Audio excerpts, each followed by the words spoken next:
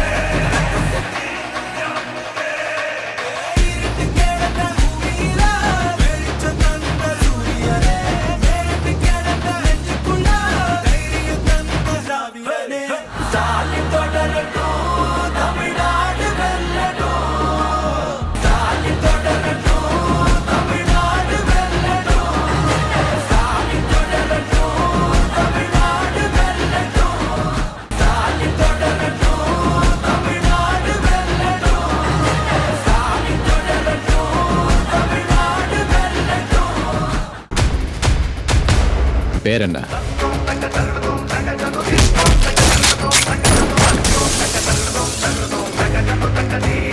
ஆச்சி மசாலா. எந்த சமையலும் ருசி தேடும் ரகசியம் 20 ரூபாய்.